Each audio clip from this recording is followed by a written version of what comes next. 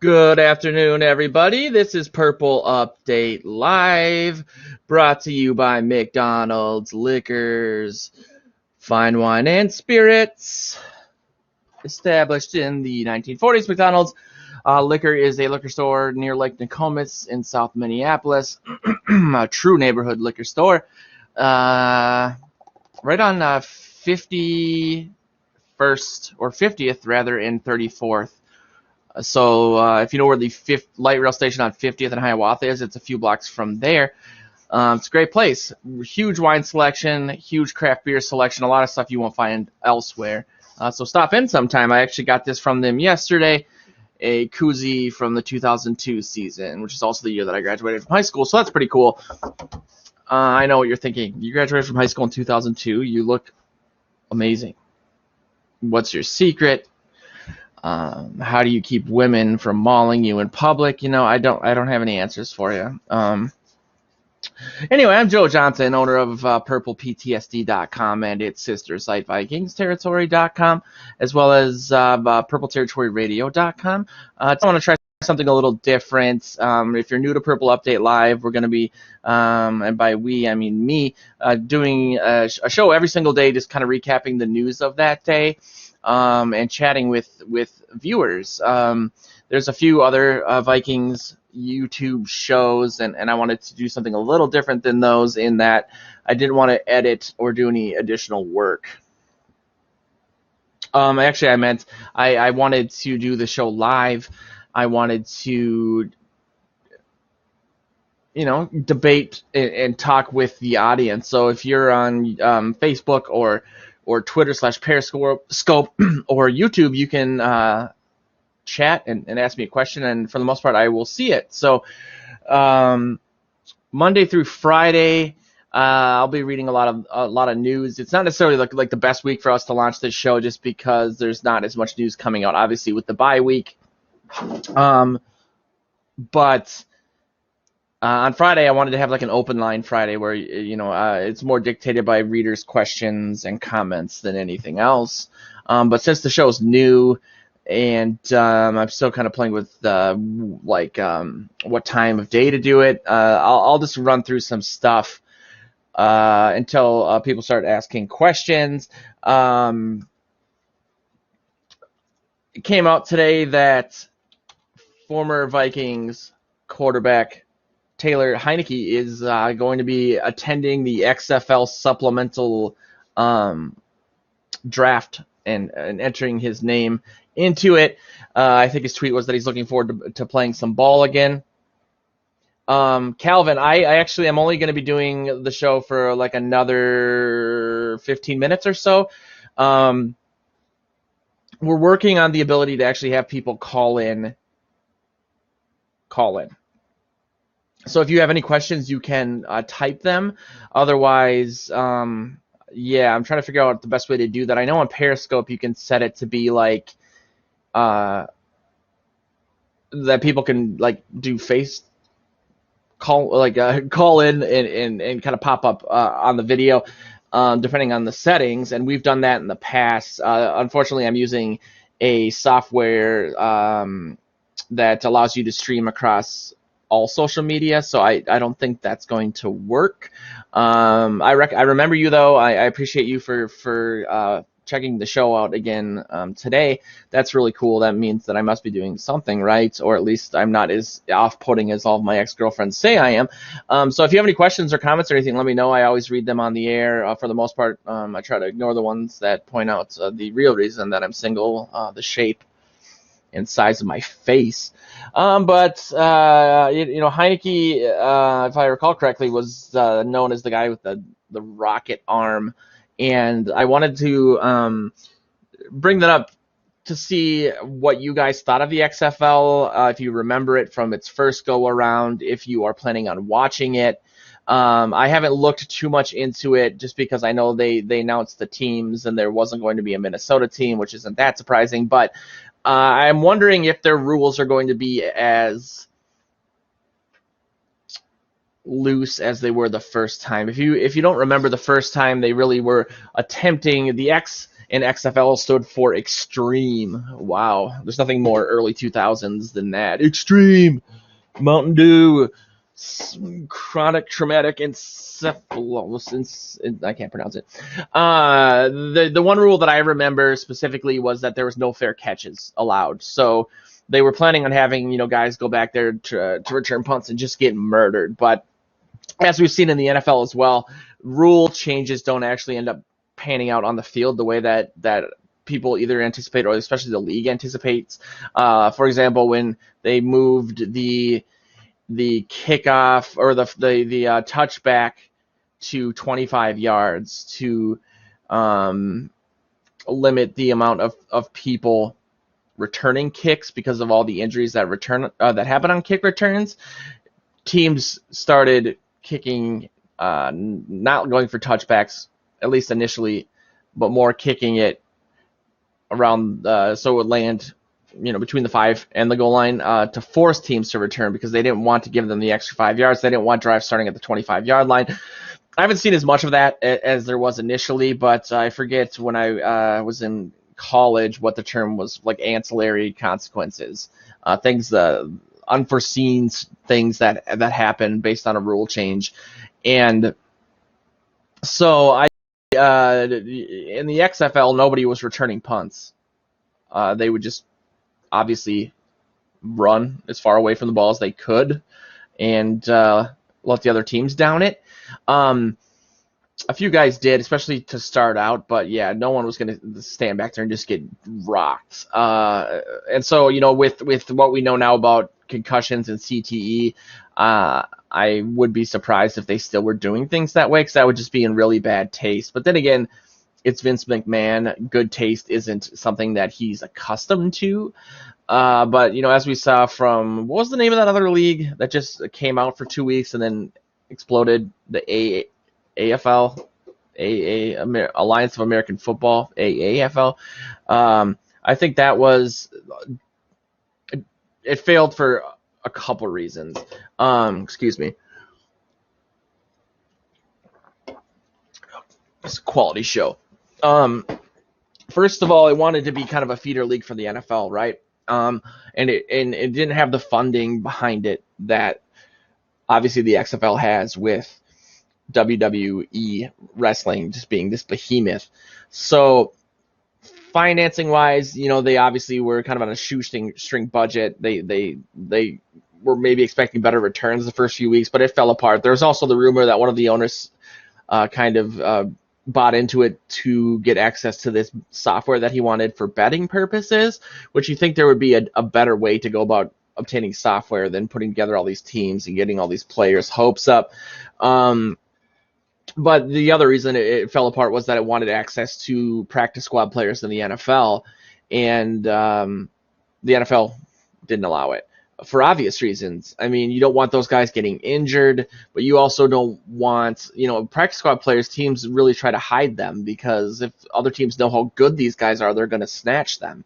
So why would you want to showcase those players? That having been said, I do think the NFL needs to figure out some sort of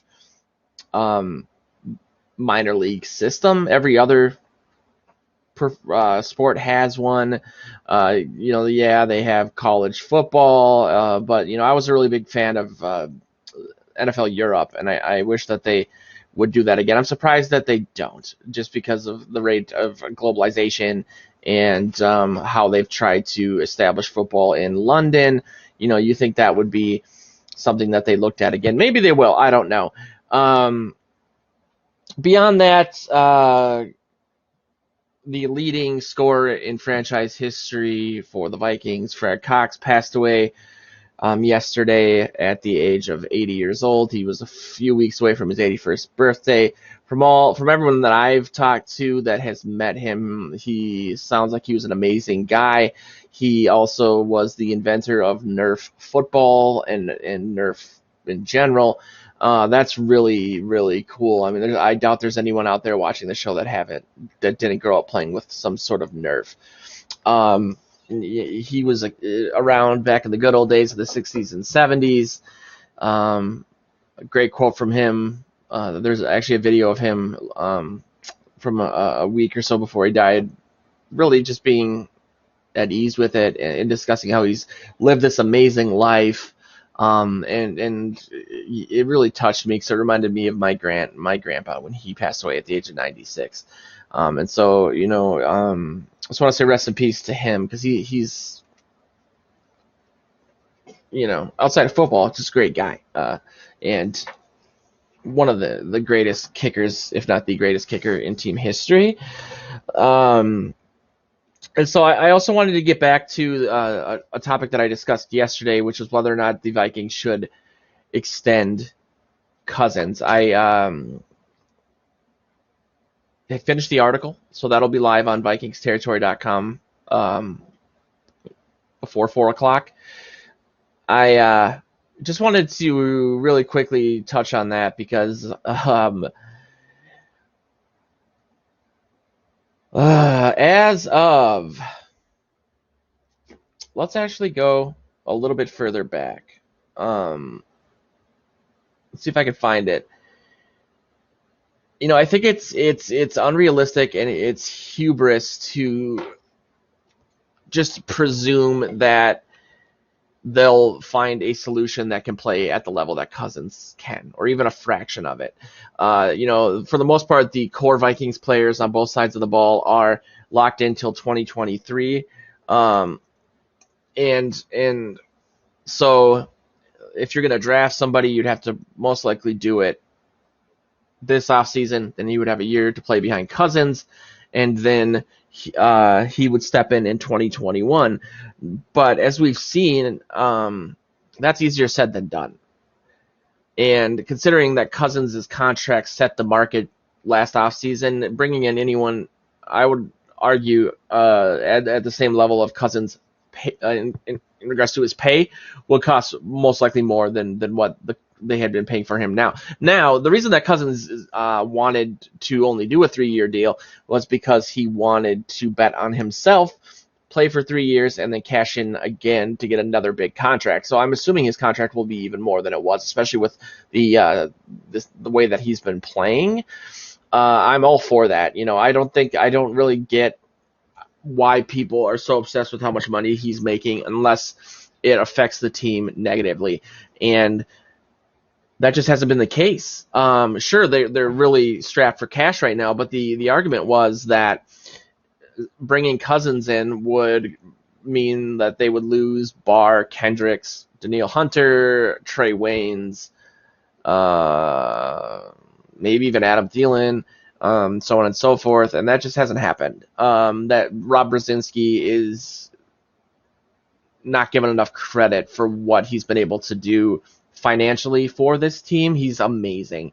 But that also is a testament to players like Kendricks. We found out this week restructured his deal.